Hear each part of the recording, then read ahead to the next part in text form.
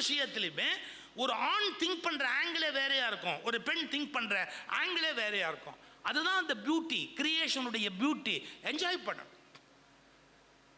நமக்கு நினைவு இருக்கிற பல விஷயம் அவங்களுக்கு இருக்காது, அவங்களுக்கு நினைவு இருக்கிற பல விஷயம் நமக்கு இருக்காது. சார், எங்கள் வெட்டிங் ஆனிவர்சரி நான் என்னமோ எழுதிக்கிட்டு இருந்தேன், என் ஒய்ஃப் அங்கேருந்து வந்தாங்க. வந்துட்டு ஒரு கேள்வி கேட்டாங்க. பாயசம், நாட் பாய்சன், பாயசம் கொண்டாந்து இப்படி எதிர்த்தாப்பில் வச்சாங்க. நான் அந்த பாயசத்தை பார்த்து என்ன விசேஷம்ட்டு, அன்றைக்கி வெட்டிங் ஆனிவர்சரி பாயசத்தை கொண்டாந்து வச்ச உடனே இது என்ன விசேஷம், இது கூட உங்களுக்கு ஞாபகத்தில் இருக்காது, என்ன விசேஷம்னு என்ன கேட்குறீங்களே, எங்கே போய் தொலைக்கிறது இதை, குடிங்க அப்படின்னாங்க. அது கொஞ்சம் டயர்டாக இருந்தாங்க, கொஞ்சம் கண்ணெல்லாம் உள்ளே போய் டயர்டாக இருந்தாங்க.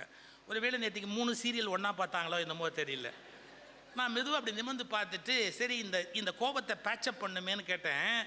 ஏம்மா கண்ணெல்லாம் ஒரு மாதிரியாக இருக்குது, டயர்டாக இருந்தியே, உடம்பு சரியில்லையா, ஏதாவது உடம்பு சரியில்லையா? இதுக்கு என்ன சார் சொல்லணும்? இவ்வளோ அக்கறையாக ஹஸ்பண்ட் விசாரிக்கிறான்னு மகிழ்ச்சியாக சொல்லணும்ல. அவங்க என்ன சொன்னாங்க தெரியுங்களா? அரே, இதெல்லாம் உங்களுக்கு ஞாபகத்தில் வருதா?